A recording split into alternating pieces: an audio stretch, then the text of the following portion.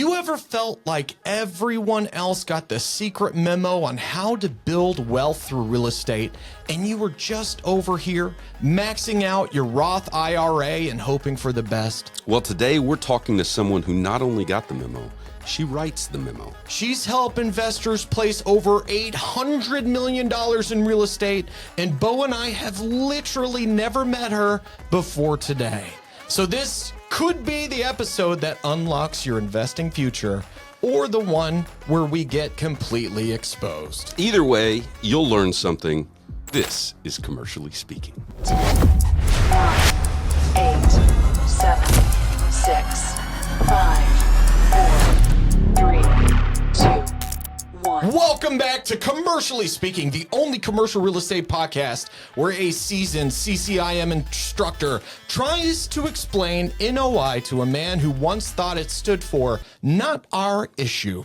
I'm Bo Barron, CCIM, co-founder of Hearthstone Capital, owner-director of Barron Commercial Group, CCIM instructor, Marine vet, and the only big brother in America who still does his little brother's homework in Excel. I'm Timmy Barron, ADHD, actor, comedian, and the podcast equivalent of due diligence not yet complete. Today's guest is a first for us. We didn't know her before this recording, and that's honestly why we're pumped. Her name is Whitney Elkins-Hutten. She's the director of investor education at passiveinvesting.com. And before we go any further, Bo, they own the actual domain passiveinvesting.com. That's kind of like owning the URL for money. Right. Or retirebeforebo.com, which is unfortunately taken by Bo. She's helped place over $800 million in deals. Which is only slightly more than what I paid for dinner at Chicago O'Hare Airport. She's managed 6,500 plus residential units, 2,200 plus self-storage units. I once managed to not get my deposit back on a studio apartment. She's also authored the book, Money for Tomorrow, How to Build and Protect Generational Wealth, published by Bigger Pockets. Speaking of bigger pockets, literally, 2 days ago, I posted a Tisby video called Athlete Plays Entire Game with Random Trinkets Popping Out of His Mary Poppins Pockets. That's a real thing. That's not a joke. I've linked it in the show notes. Great. She's co-hosted podcasts, built communities, and if you've ever wondered, I want to invest, but I don't even know where to start, this episode is for you. True. And the best part, she started out like a lot of you listening, accidentally, curiously, and maybe a little over her head. But now she's teaching others how to stop watching YouTube videos and actually invest. Which, for our audience of CRE pros and investors, means this episode is one you do not want to skip. Please welcome Whitney Elkins-Hutten. Thank you so much for having me on the show. I'm going to do like Timmy, little dance party. Yeah, you're so welcome. Thanks for coming on. We're super excited about this. We're talking beforehand, how this is the first time we have, had somebody on the show that reached out and we're like, okay, yeah, let's do this. Yeah. So we're pumped. Yeah, this is going to be fun. No pressure at all. But of course I did some research on you, and I'd love to hear the beginning of your story getting into commercial real estate, how you accidentally fell into it, and also how you almost lost it all on the second deal. Can you just give us like a 5-minute origin story that led you up until now? Yeah, well, I actually didn't start in commercial real estate. I started in residential real estate, and like a lot of investors, I started with the house over my head. I actually was dating somebody. I had a boyfriend, and we did things a little out of order. We decided to buy a house first, then see how things progressed. And our realtor put the book Big Rich Dad Poor Dad into our hands. Now, everybody swears by the Purple Bible. I read the first 3 chapters, and I'm like, oh, okay, I think I got it. And then I skimmed the rest. That comes into deal number 2. So we'll kind of like pin into that. Anyways, the first house kind of let that on, bought the property, but a month later, our relationship crumbled, kind of fell apart, just irreconcilable differences. And I had the house. I had brought all the money to the table, everything was under my name. And so we parted ways. But the problem with the house is that it was straight out of the 1960s, like green shag carpet, psychedelic daisies painted all over the walls. Lord knows what had happened in the house. And You're so, describing my dream home. right? People pay good money for that these days. Unfortunately, the carpet was not in that good a shape. So, long story short, stuffed the property full of roommates because I was scared of not being able to pay the bills, rehabbed the property, and I thought I just had to get out from underneath it. 11 months later, sold the property, and it wasn't until afterwards when they handed me the check at the closing table that the light bulb started to go off for me. I'm like, wait a second, you just handed me $52,000?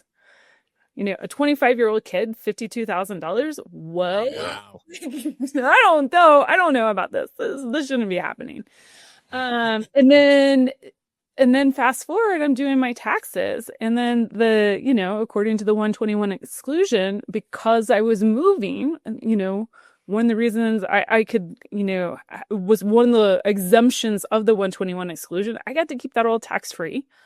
Wow. I actually have been making $300 above and beyond all my expenses every month. I'm like, why am I still in public health traveling 80 hours a week? Spoiler alert, I actually really loved public health, stayed in there for another 11 years. But I started to do real estate on the side, live and flipping, house hacking, did several more projects on my own and then with my husband. And then, but we quickly realized we were really good at building equity, really bad at cash flow. And it wasn't until somebody said, hey, oh, by the way, why don't you put a renter in one of those properties? Keep it instead of selling it. And I was like, oh, that's a genius idea. That's an easy. Why shouldn't we do that? So I'm a ready, fire, aim type of person. So did 40 rentals and then realized I had another problem, a scaling problem. I'm a wife, I'm a mother, we're still working full time. In the middle of this journey, my husband breaks his neck, my mother passes away, and I have to step back for 6 months and just really, figure out life, and take care of my own. The cash flow, though, allowed me to do that, though. That's where I'm seeing the potential of real estate. But I'm like, how I'm doing it is like a little backwards. I'm just getting myself another job. So I go to a real estate conference and a commercial real estate conference. And I'm, day one, I'm like, yep, this confirms my suspicion. I need to be in larger properties. I need to be doing multifamily deals. Do I do it on my own? Do I do it in partnership? Do I do it passively? The next day, mind you, I'm one of 10 women at this conference. Yeah, Sure. Bathroom lane takes 45 minutes to get through. Like, all the women know each other, like, by the end of the conference. And then my two partners, the first partners, and helped scale their private equity firm that they had founded. And so I raised on over 29 deals with them. Probably, at that point in time, close to $70-80 million in raises. We were more of a co-GP type relationship, but ended up being GP on 10 of those deals. And anyways, long story short, I just was bitten by the bug, but I'm sitting here doing things actively still. And then I'm taking all of my active income off the table and I'm putting it into passive investment. So investing in other people's deals so I can diversify outside myself into other operators, other markets, other deals, other asset classes, other different layers of the capital stack too, right? So I can continue to earn cash flow in case something does happen in the market. Cash flow is compressed. So anyways, that's what I love doing. My role here today at passiveinvesting.com is really helping investors who, either move from the stocks, bonds, and mutual fund, take their active income, turn it into passive income and long-term wealth, and honestly bypass the commercial part of it if they want to, actually investing actively. When you say bypass the commercial part of it, that means like what they're, oh yeah, they're just passively investing in commercial. Yeah. So they might Without, yeah, I got you. have a higher and better use of their time, say like, as a doctor, lawyer, high income worker, tech worker, own their own business. And so how can like they get exposure to the real estate asset class? We also have a lot of operators who say have a real zone of genius, like in multifamily, but they see the allure of adding cash flow businesses like express car washes to their portfolio, or want to build a liquidity layer in their portfolio with real estate debt. You would not believe how many operators that we work with in order to help build out those layers in their own portfolio for themselves and their investors. But you used the term capital stack, and we have to be careful here with Timmy because he's an actor and a comedian, and he's not, So, like, break down for him. What do you mean when you say capital stack? Yeah, the capital stack. So the capital in this term, refers to money. And so what are the different layers of money that go into securing a deal? And, somebody's listening to this and they say, I don't know what that means either. Well, if you own your own home, you have a capital stack. The capital, probably you have secured a loan from the bank. That would be the bottom layer that they probably brought the most amount of money. They're the senior debt position. Maybe you have a home equity loan or a home equity line of credit, or some sort of supplemental loan on your house where your house secures it. That would be the mezzanine debt layer. And then we can move in. Most homeowners, they are in the common equity class, meaning they have the most equity to lose. So if the market turned on them, their money would get depleted first before the other layers would get depleted. Gotcha. When you said mezzanine, you're speaking my language. That's a theater term. Mezzanine seats. The balcony. Yeah, the second layer. That's right. That's right. That second layer. Yeah, and that's a great word picture for what that actually means. Right. Like, You got it's in the middle. Right. You got the senior. That's right down there. They're seeing the show. You got the mezzanine. Like Alanis Morissette, front row without the band. Just like sneaking into just the like that. Yeah, I'm sneaking senior debt position. I'm sneaking into all these senior positions here without really paying for the ticket. I think Post is still jealous you didn't tell him that you went to go see Alanis Morissette. I know he would have loved that part of the story. Hey, if you're new to commercial real estate investing, you probably know the feeling. Brokers, underwriting, raising capital. Where do you even begin? And that's why CRE Investor Coach exists, to give new and emerging investors a clear step-by-step path to closing their first deal. I believe in this program so much, I actually joined the team as an adjunct faculty member. That's how committed I am to helping more people get into the space right now. Whether you want to go at your own pace with on-demand training, launch your first investment with expert coaching, or scale with a mastermind of other ambitious investors, there's a roadmap here for you. Inside, you'll learn how to define your investor identity, analyze deals with confidence, talk to brokers like a pro, raise capital, and build a real acquisition pipeline without all the guesswork. This is about building a business that blesses your life, not breaks your spirit. So if you're ready to stop spinning your wheels and actually get in the game, check out the link in the show notes and start your journey today. Learn, launch, and scale with CRE Investor Coach. This episode is also brought to you by Site to Do Business, commercial real estate's most advanced toolkit, providing commercial real estate professionals like me with premier data, mapping, and marketing tools to win business and revolutionize decision making. Visit stdb.com to learn more. That CRE conference you went to, I'm just curious, what CRE conference was that? It was the best ever conference put on. I think Joe Fairless puts it on, Ashcraft Capital. And so, gosh, this was years ago. I'm in Boulder, Colorado. And so the conference for several years was in Denver, Colorado. So it was a no-brainer to go, like, as my first conference. I didn't have to buy a plane ticket anywhere. Did I have to navigate the snow? That was a little... Do you know, we've had Beth Azor on the show. We love Beth. Do you know? Yes, I do know Beth. Mm-hmm. Okay. Yep. We love her. We figured you probably did. Together, yes. Yep. And if you don't mind me asking, how many kids do you have? Technically one. I have a furry kid, and then sometimes my husband acts like I could. I don't know. Yes. Okay. No, fair Keep that enough. in, cut it out. I don't know. It's up to you. He knows that. No, we'll keep it in. Yeah. We also act like children sometimes. Oh, yes. Yes, that's very true. You know what, though? He counterbalances me, like, for sure. Like, we need that energy. Like, I love it. So. And how is he recovered? Like, breaking the neck is pretty serious. It's like, how was that recovery? Yeah, he made a full recovery. But yeah, it was super scary. It was like, the breaking the bones in the neck were there was no spinal cord damage or anything like that. It was the major concussion that he got. And so honestly, it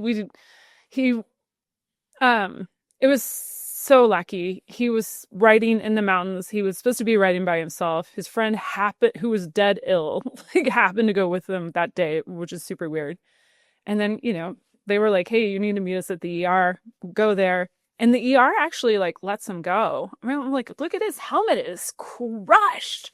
Yeah. No x-rays, nothing. And then, a few hours later, they were watching for signs of concussion. And then a few hours later, the mayhem ensues and we take him back. And, about 3 hours into our second ER visit, the nurse saunters in with a C collar, snaps it around his neck. And he just looks at me and I'm like, well, you're walking, you're talking, you can use all your limbs. I'm like, anything from here is we're good. We're totally good. Yeah.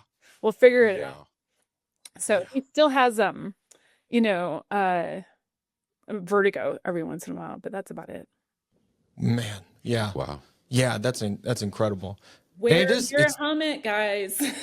Yes. But I can totally see how an incident like that completely shaking your world up, where in that moment it becomes clear to you the absolute value of having cash flow, to have that freedom to be there to help him and your family during that recovery. Yeah.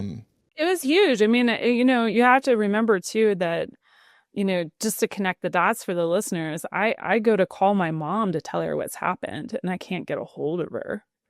And it takes a couple of days to realize that she had actually passed away on the big day. So, oh my God. So it was, so yeah, it doesn't, guys, I mean, for me, even if you're an active investor, I feel like you definitely have to have passive income. Most people defer, building out their passive income plan because, hey, I'm not going to retire. This is my jam. This is what I love doing. But you never know when life is going to throw you 1 or 10 curveballs.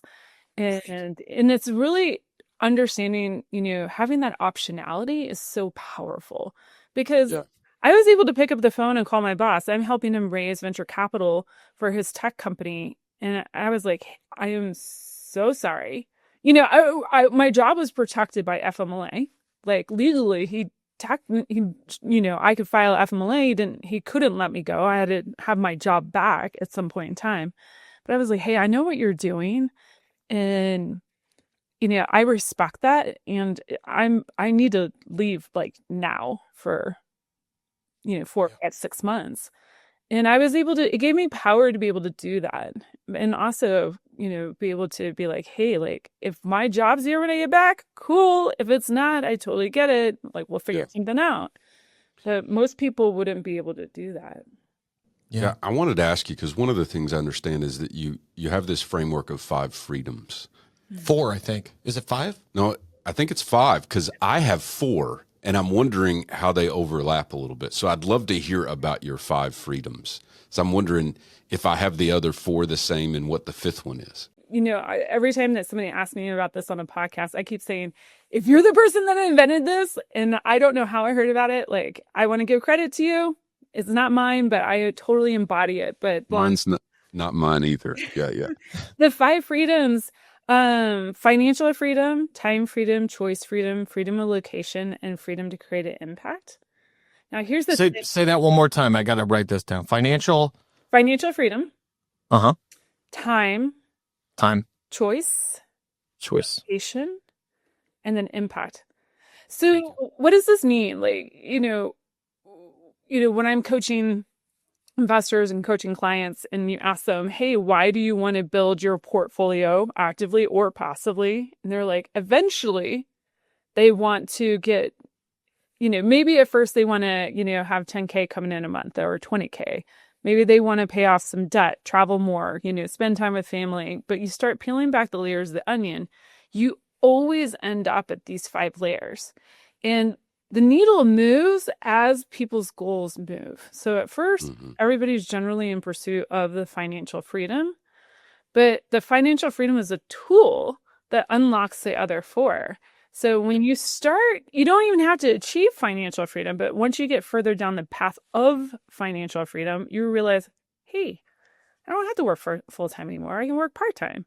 Or I can take that job clear across the country, where I always wanted to move, right? So as you get location independence, you get choice, you get, you can maybe step into a different role that pays a little bit less because that matches closer to your values. So now we start, the ball starts rolling. And then at some point in time, people have met most of those other freedoms and they're like, okay, what am I going to leave the world? Right. And for me, I mean, the book was one of those, huge impact things. I do it through my coaching, my education here on podcast. I do a ton of free education, but also raising a child. She's 13. Life's fun right now. It's a little bit of a mini adventure. Highs are highs, lows are lows. But long story short, I mean, what I can put a lot of time and attention into raising her so we can create a ripple effect into the world. What's she into? She's 13.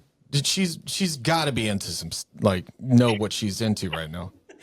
Besides boys. Timmy's asking because his daughters are a little younger and he's wondering what they might end up getting into. Yeah, but I'm also curious about your daughter. Okay, so read the book Untangled. By Lisa D'Amour. She is the person, she's a psychologist, and she actually consulted on the movie Inside Out too. An amazing book. I wish I had read that a couple years ago because I don't think we would have had as much emotional strife for the past year and a half.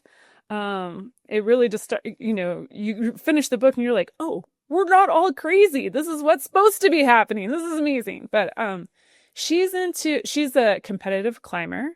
And so that's how we spend a lot of our time, 12 to 15 hours a week of climbing,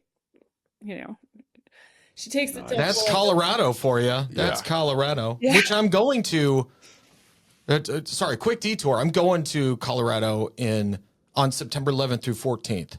Oh, very cool. Yeah. Dad and I are doing that. We're going hiking and I'm climbing some mountains. Yeah? Yeah, made Dad go and climb some mountains. He's 75. Oh, very cool. And he's got 6 kids. I'm the only one going.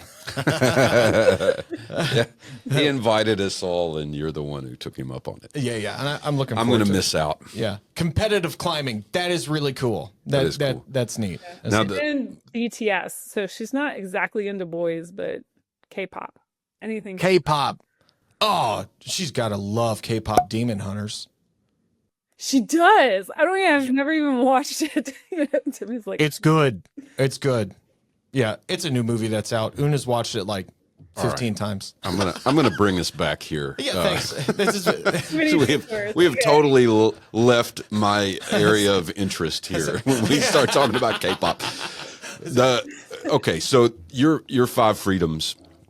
My 4 I got from Dan Sullivan at Strategic Coach, and they're financial freedom, time freedom, and then freedom of relationship, and then freedom of purpose, which match up nicely with your freedom of choice and freedom of impact. The one that I really hadn't considered or framed, the 5th one I think that I was missing, is really the freedom of geography. Yeah.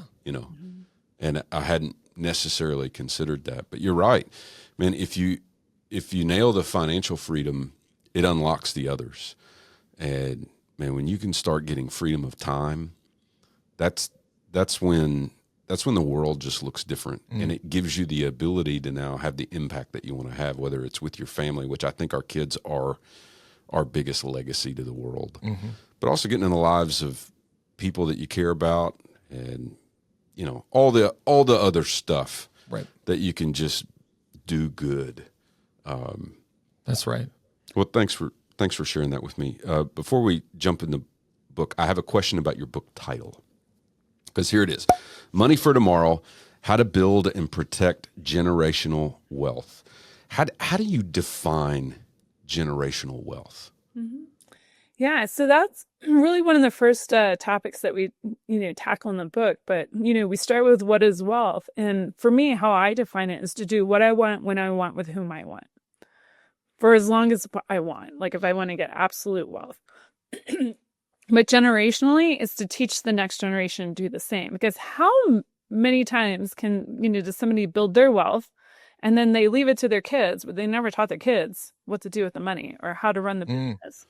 Or one of the kids really steps into it and the other one's kind of like, yeah, thanks for the trust fund, Dad, right? Like, right. That's why I was asking, because my follow-up question was, do you think generational wealth is a good thing? Because look, in commercial real estate investing, everybody's always talking about generational wealth. It's just a buzzword, And my question is generational wealth actually a good thing? And I think what you're saying is it can also be a terrible thing for generations of your family. And I wonder if you just expand on that a little bit. I think for me, the generational wealth isn't so much about the money as it is about the skill, the mindset, the skill, and the network and knowledge that get passed down. Right? Because I could lose it all. Now, I have ways to protect my generational wealth. Like my daughter will get something. But for me, I consider myself, I hate using the word failure, but I think this would be one of those times that I would fail if my daughter got money from me and didn't know what to do with it or how to manage it. I mean, she actually understands. She's 13. By age 7, she understood credit card interest. She understood, right? I mean, we were playing cash flow for kids whenever she was 4 or 5. And if for me, I get blowback all the time on this, so be prepared for like the negative comments on YouTube. That's all right. Bring it. Love it. Love it. I mean, for me, like we play cash flow for kids, and she understood, asset and liability. And so when we'd go into, say, like Target or whatever shop, and she wanted to buy like the next toy, we'd talk about, is this an asset or liability? Now, this is where the negative comment comes in. There's always a parent that is like, let your kid have the toy. It's not that I didn't let her have the toy, is that she made a conscious choice on what to do with the money. And so at that time, it's my money. Now it's her money. Like we have a value economy in our household. Some people call it an allowance. Her allowance is tied to certain things that she has to do, things that are expected of her, things that are a bonus. There's additional ways that she can earn money by working in the business. So the kid, at any point in time, my child could have, $500 to $1,000 in her checking account. Sometimes she has 50 and she's wondering like, then she wants to go shopping with her friends. And I'm like, sorry. Yeah. I love it. Our parents did the same. Yeah. Our allowance, we'd only get it if we knocked off the It was things. more like commission. Yeah. It was more like commission. Like we contributed to the family. Right. And some things are just, you contribute because you're part of the family. Right. It's like there's a baseline of, you're part of the family. You're not getting paid for this. This is a part of the family. Yeah. But then there was and they were trying to teach us how to work and the value of a dollar. That's right. And they did a great job. And as I've said this before in the podcast, but as I look at the 6 of us siblings, like everybody's a worker.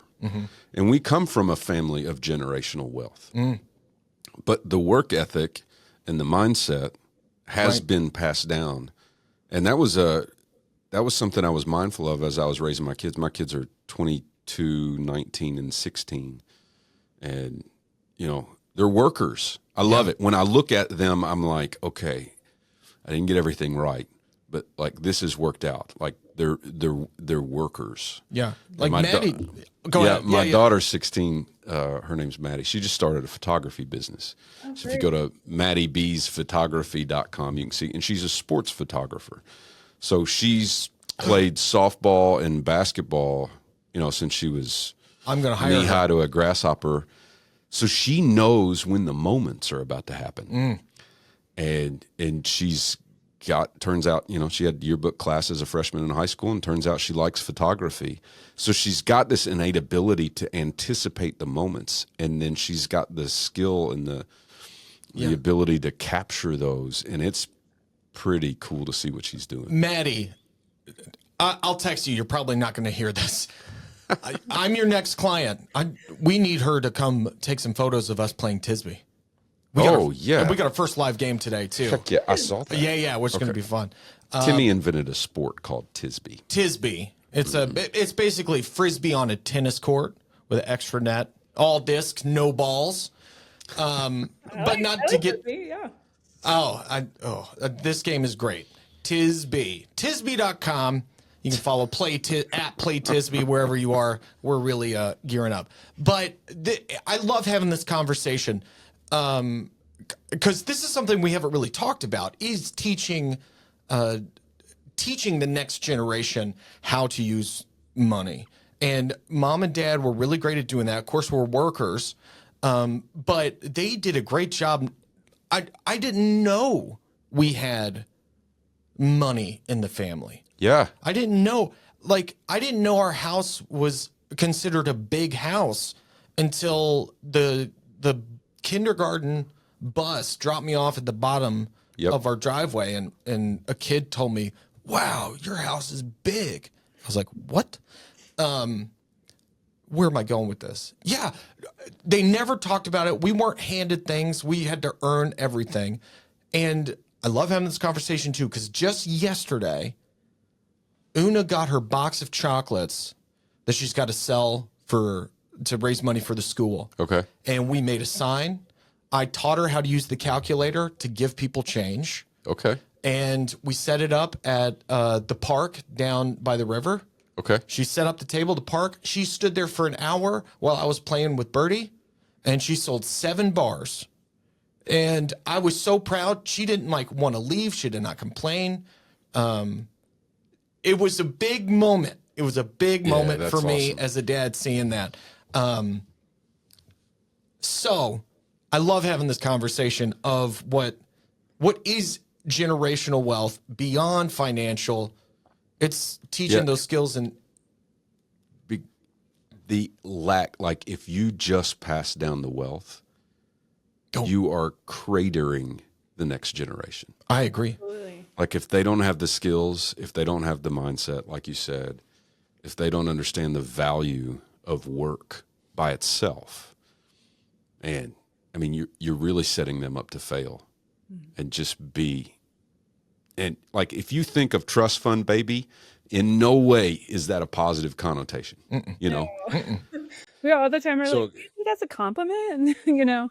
My daughter, a couple years ago, I needed the windows cleaned on, because we do Airbnb at our house when we travel, but we have other property as well. And I was having our window cleaner left, and I was going to have to hire another person. I just happened to ask my daughter, "Do you want to do this? This would be a great way for you to earn money." And she was like, "Yes." She was like, "Let me figure out how much time it would take me to complete this." And I was like, No. We're not paying you by the hour. We're paying you for a job done. So give me an estimate on, cost per window. And then, you have to figure in your supplies. So kind of like you, Timmy, what are you going to charge me? You got to back out your supplies. What is the net that you want to have? Mm-hmm. And so she did all the math.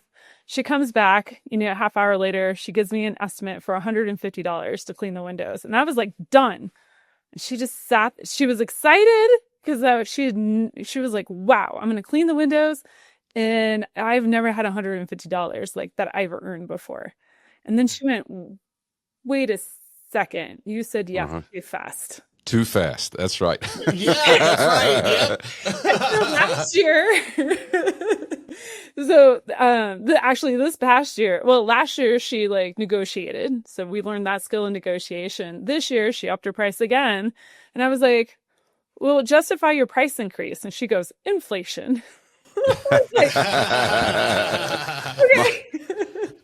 When my daughter was starting this photography business, which is probably about a month old now, she worked all summer at Parks and Rec, basically at a summer daycare that the city puts on at the local pool park stuff, and saved up her money. She had a specific camera and a specific lens that she wanted to buy. And it got about time to the end, and she was about 300 short. She had another paycheck coming in, but she was wanting to get started. And she was like, hey, basically, she was like, can you float me? And I was like, no. How about this? I'll invest in your business. Uh-huh. And so you give me some equity in your business. I'll help you operate it, and I'll invest, right? And she looked at me, she was like, no, I'll just wait. Which is exactly the right answer. Right. And if you're doing something that you know is going to be good, like, man, protect that equity. And so she just waited. Yeah. Or, And I'm- what about a loan? That would have been a great opportunity to do a loan for the equipment. Right. Pay it back. Yeah, I could have done that. Yeah. I'm trying to keep her as debt averse as possible, as long as possible. Understandable. But yeah. That's what I would always do. Like if somebody asked me for equity in my company, I'm like, no, but I'll take debt. Right. Kevin O'Leary. Mm-hmm. Do I got a proposal for you? Well, let's talk about your book. Yeah. Money for Tomorrow, How to Build and Protect Generational Wealth. In this, you've got a 4-part wealth building strategy. And I think the framing is to combat portfolio instability. But before you kind of share with us a little bit about that 4-part framework, like what do you mean when you say portfolio instability? For me, like most of the investors that I've worked with and, coaching clients that I've coached, they come to me because they want to learn either how to buy real estate directly themselves or invest passively in other people's deals. So they skip from earning their income directly to investing and may or may not have done the work along the way to make sure their financial foundation has no holes or leaks in it. Meaning if they start adding investments into their portfolio, can they survive the up and downs of the market? Most of them will hit some sort of challenge, either market dependent challenges or asset dependent challenges. Maybe they close on the property day one and then, they have to replace the roof 6 months later because of a bad storm. They just can't weather that, that type of hit.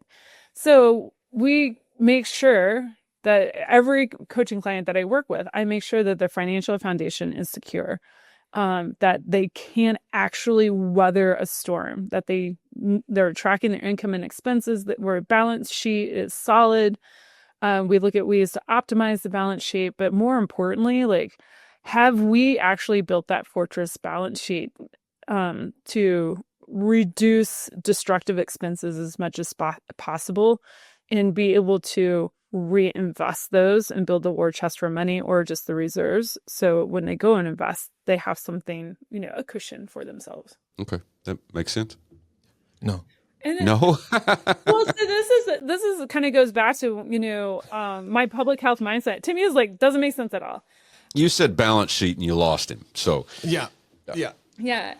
Well, see, that's the thing. There's a lot of financial education out there. People don't know necessarily what to do with all the tools, and they pick and choose which tool they want to learn. mm-hmm. And sometimes they skip over the tool that they actually need because the term's scary, or they look at it, putting together a balance sheet must take a lot of work to do that. So I don't need to do that. Right. So, So if Dad were here right now, and he'll listen to this eventually, so I think he'll appreciate this. Yeah. A P&L is a profit and loss statement. Right. And it looks back over a period of time, and it shows you what happened revenue and expense-wise. What revenues came in over a particular amount of time, what were your expenses. You can find out things like gross profits, net profits, et cetera. Right. A balance sheet is a snapshot and it's accurate that day. And it shows you your assets and your liabilities. Yeah. What do you own and what do you owe, essentially? And in that balance sheet is accurate that day. Like it shows on there your accounts and how much money is in them. Yeah. Well, the next day that's probably going to be different. So a P&L looks back and it shows you what happened over a period of time. Are you cash flowing? Are you profitable? Do you have expense problems? Balance sheet shows you your assets and your liabilities, and it's accurate for that day. So in conjunction, those two things can really tell the story of the health of what you're building. Gotcha. Yep. Gotcha. Yeah. That makes sense. Thanks. Thanks, Bo. Thanks, Bo. Okay. So my guess is like you might look at somebody's portfolio and see, all right, it's cash flowing, their debt, the SCR, it looks good, etc. But they don't have the kind of a reserve fund that could handle something catastrophic happening. And that's often case, with investors, especially in the past 2 or 3 years, that they, active and passive investors, they've gotten into liquidity and cash flow crunch issues. And so, a lot of investors really are apprehensive about holding cash sitting on the sideline for a rainy day. It's not, doing the most it can to earn. So it's not earning the most cash flow it can or the equity that it could. It's not the most tax optimized way to do it, to hold cash on the sideline. But we want to make sure that, when we look at somebody's portfolio, and again, I'm not a financial advisor. These are just the strategies that people have to master in order to win the wealth game, right? And these are, yes, there's math. Like we have to get over the fear of math, and we have to, learn how to take income minus expenses, assets minus liabilities, understand how the two blend together in order to give us, that, like you said, Bo, the clear picture of what's our financial health is. Yep. And we can't just do one. The problem is most investors, maybe Bo, you experience this, they might have tracked at one point in time their income and expenses or their balance sheet, but they're not keeping up with that as a regular skill, regularly doing that over time. They don't have for me, that indicates there's not a system in place. Mm-hmm. It's not that they don't know how to do it. It's just that it takes a lot of time or it's boring. They just don't have an automatic system in place to where they can, actually use a piece of tech software to do it. Or they haven't, you mentioned Dan Sullivan earlier, you haven't hired the who to help you That's right. track that, the who, not how, right? Right. We had a guest on the podcast called John Marsh, and man, this guy was, what was it he said? You got to manage it, but he knew every little thing. He tracked every penny. Every penny, every piece of his health. He tracked every single thing. And it all started with money.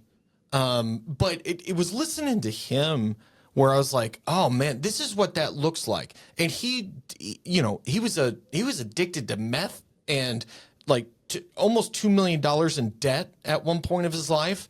And for someone to just flip that and then go full on, I'm tracking every single thing, and then do that with his entire life, I saw how important it is to track every little thing. And like you said, the fear of math can stop someone from actually addressing something that's very important, but seems minor in the moment. And my biggest question right now is, how did you get over your fear of math? Well, I got a math tilt. I mean, my degree. Dang it! Yeah. You're the only one in this conversation that hates math, man. You don't really have to answer that, but I'll actually tell you. This episode is sponsored in part by Site to Do Business, the ultimate commercial real estate data analysis and mapping tool. Whether you're a seasoned professional or just starting out, Site to Do Business provides the data and insights you need to make informed decisions and close deals faster. Frankly, it's the tool that I use the most in my business. Access comprehensive market analysis, demographic data, and powerful mapping tools like ArcGIS, Placer AI, and flood maps all in one place. Identify the best locations for your clients, analyze market trends, and present your findings with confidence. Don't miss out on this game-changing platform. Visit stdb.com today and see how it can optimize your business. And now back to the show. I love math. What I hate is people taking up my time. Okay. And what do I mean by that?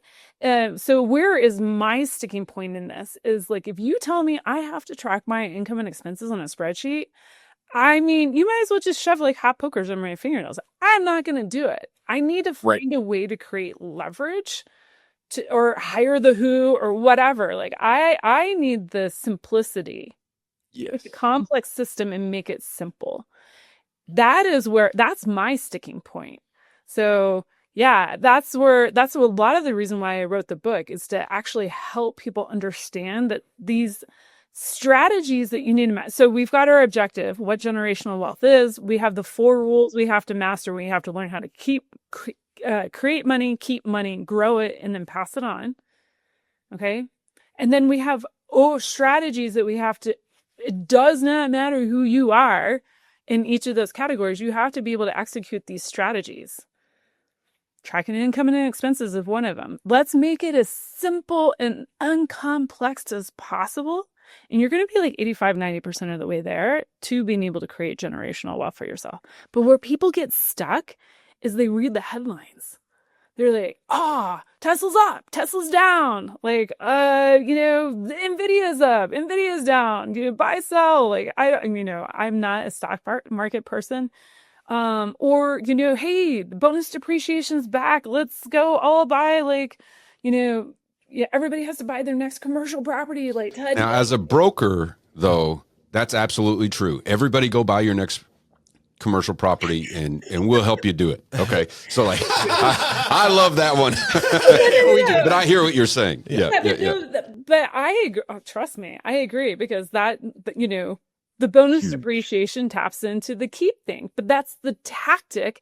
We have to understand why buying the commercial property helps us build wealth. That's the strategy. Why is that a good strategy for growing our wealth and creating velocity within our portfolio? Well, it's because we're investing in a hard asset that keeps capital, can create cash flow for us, build equity. We get tax benefits. Like depreciation, we can get tax credits like bonus depreciation. A lot of people don't understand the difference between tax accounting and tax credits. So that's the strategy piece. That's what I'm pulling people back to. Let's understand the strategy. Let's not go chase the tactic, because you could actually, if you don't understand your own goals, risks, and timeline, your risk tolerance and your risk capacity, you will end up in an asset or investing in a deal that just doesn't help you meet those goals or actually puts you in an upside down situation. Where you got all excited about bonus depreciation, because that is in fact a great thing for commercial real estate. What I'm hearing you say is, yes, that's true, but even when that wasn't happening, there's a strategy, there are opportunities, there are moments where, you're not chasing the thing.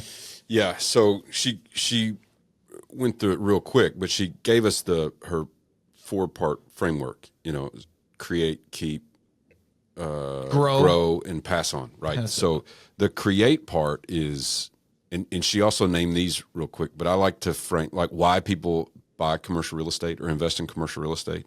She just named the 4 things. It's cash flow, capital preservation, capital preservation, and tax sheltering. So I would frame it like this. Yeah. You get appreciation, hard asset. It appreciates over time. Almost always, not always, but almost always. You can kind of count on that if you hold it long enough. Tax shelter. And you're a good operator. Depreciation, which gets into the tax shelter nature. Okay. Cash flow and equity. Yes. Like you have tenants in your building, like when they pay their rent, they're really paying your mortgage. And every month you have a little bit more equity because you're altering that capital stack, paying off your debt, more equity. So the create and keep part is what people think about most, I think. And that's where this, like all the tax strategies, all the tax sheltering natures of commercial real estate, and the one we just got back in a big way was a big lever or a big tool in that toolbox with the bonus depreciation. But Right. oh, and here's why, if I'm talking to somebody who is about to sell something, they're going to have a big capital tax hit, right? Capital gains tax, cost recovery. And so most people these days just automatically think, well, I have to do a 1031 exchange. And 1030, we talked to James Bean about it. That's right. Yeah. 1031 exchange, you get to defer what you owe into the next property. If you daisy chain that until your death, you actually get a reset basis, and the next generation, the pass on part of her framework, they get a stepped up basis, and that tax actually goes away. That's a beautiful thing, that whole thing. One of the problems with tax 1031 exchanges is you can buy, you're forced to buy the next thing. Right. Right. And if you can't find the right next thing, you may end up in something you don't love. Right. And I don't like it when people tell me I have to do anything. No, you don't. So I have this natural aversion to 1031s. It's a great tool, but sometimes and you have to buy something you don't love just to defer the tax. Sometimes it's better to pay the tax.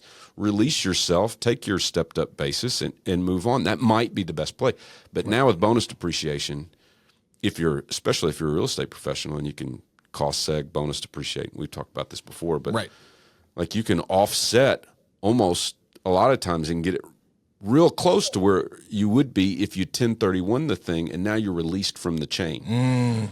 And so now you have another option. So if if it's how do I keep it, like that's the strategy. Like one of the tactics to pull that off is a 1031 exchange. Another one is bonus depreciation.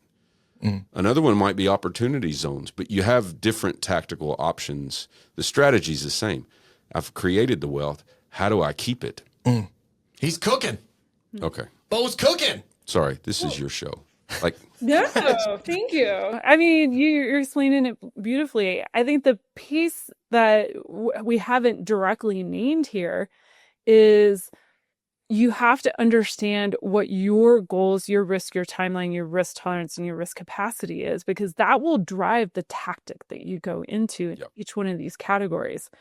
And I mean, how many times have you worked with an investor that says, hey, I'm selling this building, I have to 1031 because that's the only way I don't pay any taxes.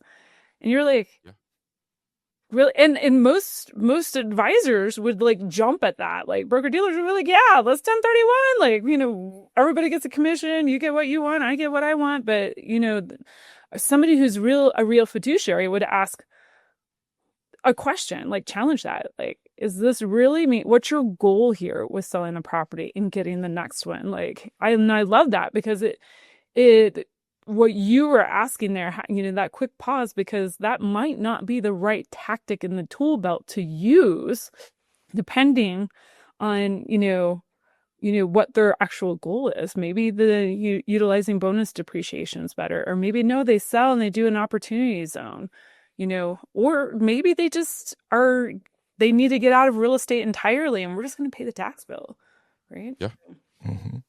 Yeah. Yeah.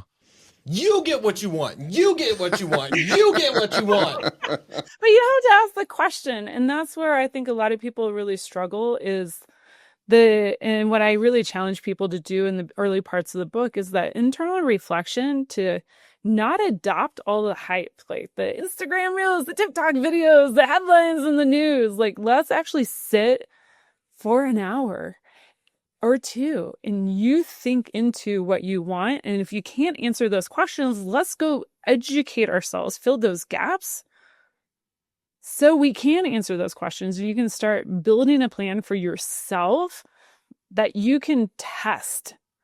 I think of them as like little mini experiments. We're not going to get it perfect along the way, but they're like little mini experiments. And the more of those we can daisy chain together, the less, and we make pivots, in the plan, the less error that we're going to create, the less drag we're going to create. You're not going to get to the end of your lifetime and pass on your portfolio and lose $700,000, to Right. taxation or poor legal, structures and planning. We've actually created these like little mini, tests along the way and experiments. That's right. Fleetwood Mac said it best when they said, "Chain keeps us together, running in the shadows." Right? Daisy chain all those together really well. Yeah. I do have a quick question, Bo. I see the pin's up to your mouth, and you want to say something. Well, you know what? Go ahead and jump in because I forgot what I was about to. Oh, when you talked about. Sorry, ADHD glitch right there. I'm about to lose it again. When you talked about filling in the gaps, right? If you sit down for an hour and you're trying to figure out your goals and you can't quite get there, and that's where we start, and we start to fill in the gaps. What you mean is like, or what I'm hearing you say to somebody outside of this whole thing is, all right, well, the gaps are a lack of knowledge of knowing what your options are. And Possibly. yeah, possibly. Yeah. Okay. Well, what else does it mean by filling in those gaps to figure out the goal? Yeah. The first question is, and we don't frame it as goals in the book because it really is, moving down a series of questions in a framework, and it can be very simple. What do you want? Right? In this phase of life, what do you want? It might be like you need. That's a hard question.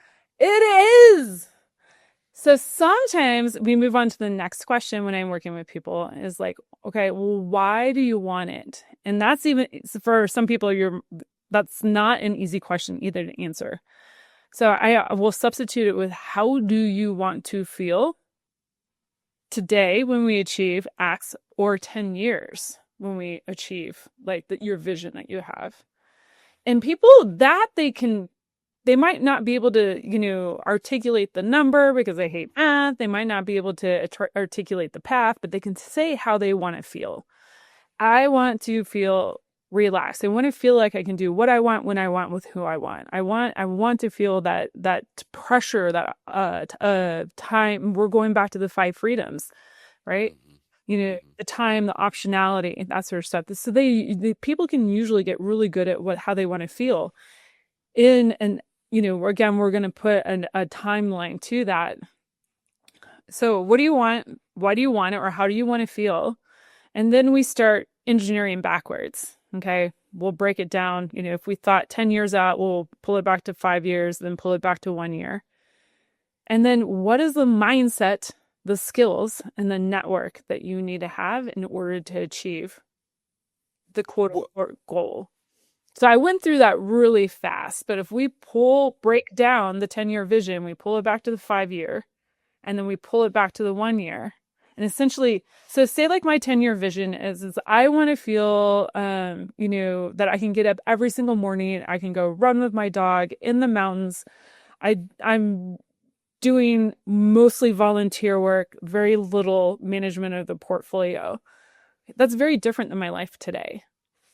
I would move it back to the 5-year. What do I need to have done in 5 years to be on track for the 10? This comes from Jay Papasan's work in The One Thing. So, yep. And then we pull it back to year 1. Okay, what do I need to have done in year 1 to be on track for year 5? And this is the beauty of that framework, is that you rip the page off. You don't look at 5 years and 10 years. You just focus on the 1 year. And then this is where I say, what are the mindsets and the mindset change you need to have to achieve that 1 year? Now we have a goal, right? The mindset, the skills, and then the network. Do I need to level up my network? Do I need a coach? Do I need to get a mentor? Do I need to find other operators? Do I need a virtual assistant to 10x your productivity? Superpowershq.com/commercially speaking. Shout out to Alice. Very cool. Very cool. Yeah. Yep. And oftentimes, people's first hires is going to be a virtual assistant. And if you're listening to this and you're a passive investor, you can have a virtual assistant. It's totally fine. You should. Oh yeah. You should. Superpowershq.com/commercially speaking is probably where you want to start if you're in commercial real estate. There you go. Anywho, sorry to detour that. Go ahead. That was beautifully slid in there. Anyways, that's kind of the framework, because if I just said, Timmy, What's your 1 year goal? You might go, Give me an hour.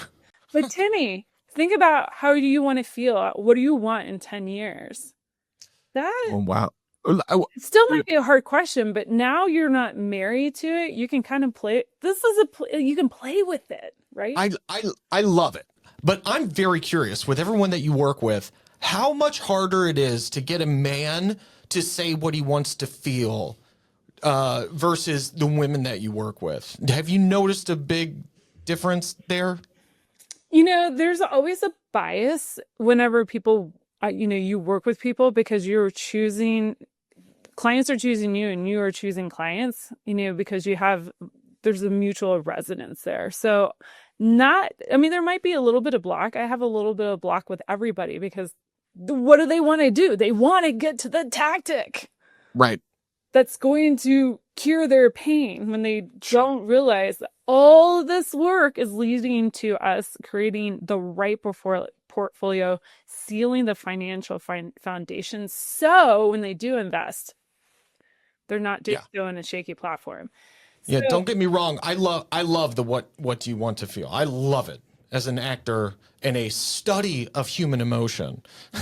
I was just curious about that. Yeah. Yeah. Okay. I just flip the questions around, right? For somebody who's really tactical, what do you want? Why do you want it? They often can answer that. But if somebody's like more intuitive, we'll drop that question, switch it to like, how do you want to feel? Right? Because, now that it gives them room to play in, Yeah. Every time you say, what do you want? Why do you want it? I think of The Office where they're on the bus and they're like, what do you want? What do we want? Pie. When do we want it? Pie.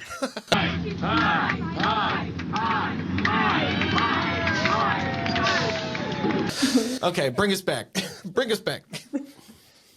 I had this thought earlier when you were talking about, what do you want? That question, what do you want? That's hard to answer, especially when there's no timeline associated to it. What do you want? Like it's like it's out there. It's hard to articulate. It's hard to put words around it. So my thought was when we were talking about that, I was like, wonder what would happen if I sat down with your favorite LLM, your favorite AI tool, and I don't know how much you geek out over the AI stuff, but you sat down and said, look, I'm trying to answer the question, right? What do I want? Mm-hmm. I want you to find me the persona out there who can help me do that can interview me, ask me questions, and try to pull this out of me, and then just have a conversation. Like, if I had to answer the question, what do I want? And I was struggling with that, which I probably would, then to have somebody interview me would be very helpful. It's like, well, think about like, how do you want to feel when you get up in the morning? Like ideally in the future, if you've arrived, if everything's perfect in your life, like what do you want your morning to look like? Well, that's a lot easier for me to answer, and I can start to imagine that and describe it. What do you want your day to like? Like after you've had breakfast, after you've gone through your morning routine, like what is the rest of the day like? What do you want to? What is that day? Super meaningful. Fulfilling, like what does that day look like? To have somebody ask me those questions, like I could start to answer that kind of thing. Yeah, AI can play that role for you if you don't have that person. Yeah, I want to step out my bedroom door and look at the view of the vast space, butt-ass naked with my coffee. That's right. And sit there for 2 hours, and then maybe not put clothes on all day. So we're far enough into the future where your girls are out of the house, I hope. I didn't think about that, but Yeah. He has his own wing. Well, here's like a little bit of like a framework, right? Because sometimes people can't, I'll agree, people can't like actually like create the entire vision. So let's put it in containers. Think about your health. Yep. What you want for your health. What do you want for your relationships? Right? How are, we, if you have a business relationships, age the dog, right? Like if you have a dog, like think about like, in 10 years, my dog may or may not be here. Like, do I have a new dog? right? Mhm. Think about what kind of adventures and experiences you've had. Like for me, I use the word adventure, but experiences. How do you want to That's so Colorado of you. Yeah, that's right. um, where was I going? How do you want to grow? How do you want to give back? And then how are you earning an income? And I actually, That's a when good I question. guide people through this, I'll have them do all the other questions first. Health, relationships, adventure, all that. And we do the income last. How many times are you coaching somebody and then you're just like, they start with the income first. The Sure. income lasts. And I want to know both like passively and actively, what are they doing? And what I find is when we're thinking 10 years out, majority, they want their portfolio supporting everything that they just named. And then the active part is more of the impact work. Mm. Yeah. But when we start Right. taking it back to 5 and 1 year, there's probably more active than there is passive. So we got to, that then is the plan that we got to like shift everything. Yeah, that makes total sense to me. Mm-hmm. So yeah, if you can't write a letter to yourself, you can't like write the whole plan. Like just think in those categories and create a bulleted list. It does not have here. I give everybody permission that it does not have to be perfect, and you get to change your mind. Phew. Thank goodness. Lucky you. Lucky me. You can even write with a pen if you want. I can. And some letters are in cursive. Yes. Well, look, as we start to wrap this up and kind of land the plane here, Whitney, we often give Timmy a pop quiz at the end of these episodes. You want to help me give him a pop quiz? Sure, let's do it. All right, pop quiz.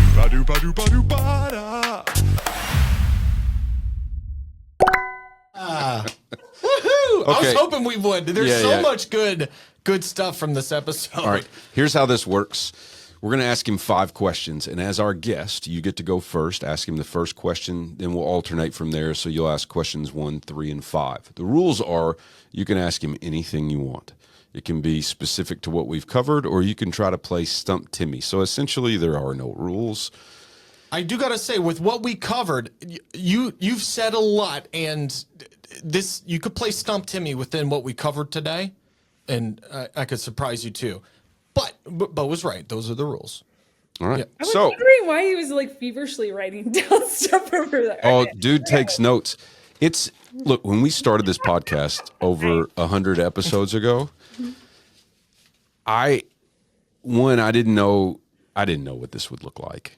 I thought it'd be fun just because anything Timmy's involved with is a lot of fun. So I was excited about that. But what I've noticed about him over these 2+ years now is he's really trying to learn, and he's actually interested. He's not just playing his role as the fun younger brother with ADHD. I mean, that is actually who he is, and he's learned a ton. I'd put him in the top 20% of brokers in just what he knows at this point. Got a lot of knowledge, but So yeah, no muscles. he often surprises me with his ability to answer these questions. So, Yeah. all right, Whitney, question 1. Question 1, Timmy, what are the 5 freedoms that people are going after in life? Okay, I'm gonna try not to look at my notes. Financial, time, choice. Financial, time, choice. Impact and location. Hey! Ding, ding, ding, ding, ding. Very nice. Got 3 of them without it, but Very nice. Okay. Okay. Steal this from her. okay. Because this is her framework. But what are those 4 wealth building steps to her strategy? I don't think I called it right, but The 4 the 4-part wealth building strategy to combat portfolio instability. What are those? They're just like 4 create, simple. create, keep, Yes. grow, Yeah. and pass on. Yeah. My man. See, that's how he's just impressive sometimes. There we go. There we go. I got a pretty good. But my memorization is a muscle that is Well developed. well developed. Yep. All All right. Follow-up Question 3. Question 3. Follow-up question. Okay, if those are the rules, so where do most investors go wrong? Is it because they start with the objective, the rules, the strategy, or the tactics? They start with the strategy and the rules. That's where they go wrong. Is that right? Oh, wait. It's got to be your bull.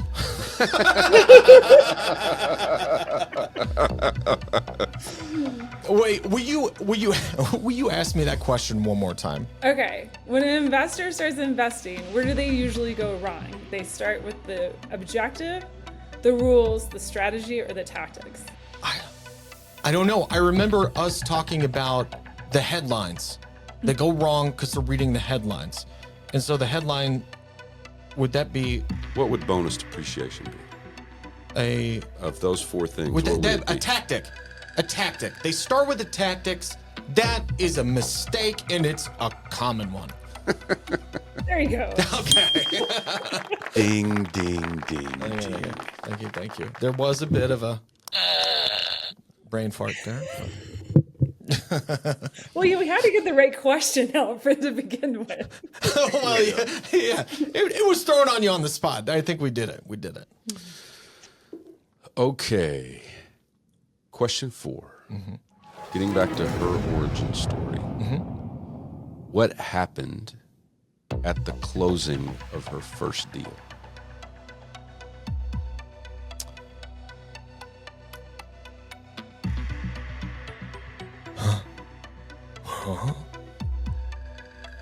The closing of her first, not that When she closed, when she sold her, her first house. deal, When she sold her when house. she sold it, what happened at that closing? She sold. Oh, she was 25 years old. She was given a check for $50,000, and she was like, "I shouldn't be handed this money at this age." And a light bulb went off of, "I'm gonna do this more." Right? I'm gonna do this more. Yeah. And then she started flipping and selling. And it wasn't until a little bit later where she realized, oh, wait, I could keep this and rent it out. Do you want me to keep going? No, you got it. Nicely done. Nicely done. Actually, she should confirm nicely done, but I think, yeah. Yes. Okay. All right. Whitney, question 5. Why did I write the book? You wrote the book. It's a part of your legacy that you're leaving behind. I know you said that. I don't know if that's the answer. Is that the answer you're looking for? Or is there more? It is? Well, I also wrote it for my daughter because I That was was her. Yeah, the impact. that's right. Yeah. I was about to say for your daughter. That was what I was going to spit out first, but okay. I got that right. You nailed it, man. Hey, baby. Like, nicely done. And it helped to sink in some of the things that I learned today. And that's what I Yes. love about this. Yeah. Yeah. When we did that pop quiz with ChatGPT with study learn feature with Michael Hieronymus, I think something clicked with me there of like, oh, these pop quizzes actually help me to lock in some of the which I need because I won't be editing these as much now that we got Bridget. That's right. Right? That's right. We've got more Who's on the team now, We got more Who's. which is great. Yeah, Dr. Seuss, Mr. Cat in the Hat, yeah. the Who's and Whoville. Well, Whitney, thanks so much for coming on. I had more I wanted to ask you. Like, I wanted to get into car washes. I wanted to get into self-storage because we are the sons Yes. of an entrepreneur who was a home builder, and then he was a commercial developer, and then he developed self-storages and car washes. My first job was working in a car wash. My first job was sweeping the hallways of the storage unit. That was more of a punishment, actually. I didn't earn any money. I just, it's a punishment. Yeah. Yeah. But there's a lot more overlap. So We'd love to have you back sometime, and we can talk about more of that kind of thing. Yeah, My Carol. pleasure. Let's do it. Awesome. Where can our listeners find you? Where would you like to send them? Because we didn't even talk about the podcast that you're a part of. Where can they get more Whitney? Yeah. So you can find me at passiveinvestingwithwhitney.com. There we can talk about your investing goals and understand if you need more support in developing the plan, or if you need, actual connection to deals. You can find me on YouTube at passiveinvestingdot.com. There I run the show Passive Investing Made Simple. Awesome. My last question for you is, what kind of dog do you have, and what's that dog's name? She's a Heinz 57 mix. Rottweiler, Saint Bernard, German Shepherd, and if you did her DNA test, I think she's like 1% Chihuahua. Oh wow! She's I was thinking big dog, and then she's with the energy of she's 86 pounds. We got her at 32 weeks, or 32 pounds. She was 5 months old, and we thought she was a red bone coonhound. We got her from the pound. We did the DNA test, and they came back and said the dog was going to be between 86 to 123. And I'm like, we did not get a lap dog. She's amazing. Her name is Kona. Kona. Where'd that name come from? All of her pets have been named after drinks.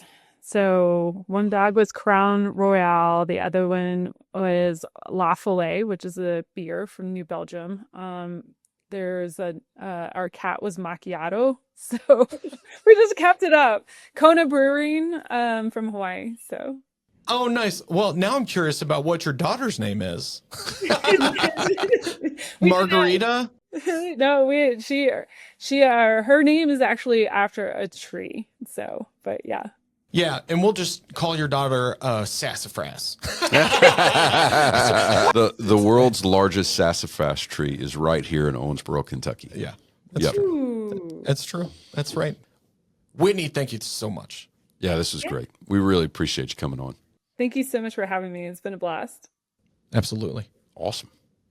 That's going to do it for today's episode of Commercially Speaking. Big thanks to Whitney Elkins-Hutten for dropping some serious investor wisdom and proving once again that if you own passiveinvesting.com, you pretty much win at life. Yeah, if I own passiveinvesting.com, I just redirect it to our Tisby highlight reels and some sort of emotional support for Picklebutt Forum. Please don't do that. Wait, Picklebutt? Well, yeah, the only time a Tisby player says the B word is when saying Tisby, all disc, no balls! See, Picklebutt. You got to replace, we replaced the B word I got with butt. you. Yeah, Yeah, yeah, mhm. basket butt, Okay. base butt. Yeah, so, no balls! But in all seriousness, It's your line, bub. You ain't waiting on me. but in all seriousness, if this episode helped you get smarter about investing, share it with someone who still thinks a 1031 is a boy band from the early 2000s. And be sure to hit follow or subscribe wherever you're listening. And if you're feeling generous, leave us a review on Apple Podcasts. We read every single one, even the ones from Timmy's burner accounts. I just like seeing my name in stars, okay? Also, head to subscribe.wgbaron.com to get the newsletter. We send the latest episodes, articles on leadership, deal making, and sometimes Bo just includes a link to a book that changed his life. And if you need a virtual assistant who doesn't think Cap Rate is a new Marvel character, Go to superpowershq.com/commercially speaking. For those in the back, superpowershq.com/commercially speaking. Your future self will thank you. Your 10 years in the future self will, how you're going to feel in 10 years. That's it. Oh, yes. And not only that, your future self may possibly hire you. And now, Barbara Corcoran, listen. Whitney was incredible. She's an author. She's a leader. She educated thousands. But you know what she didn't do? She didn't say no to being on Commercially Speaking. In fact, she reached out to us. Her team reached out to us, and we said yes. Barbara, I'm losing sleep. Literal REM cycles, night sweats.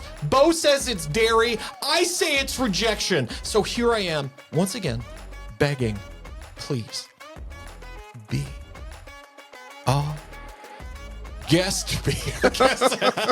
We'll even let you bring Kevin O'Leary, but only if he promises to behave. That's it. That's the show. Yes. Love you, brother. I love you, Barbara. Love you too, brother. We'll Bye, Alice. Bye, Alice. Bye, Bridget. Bridget.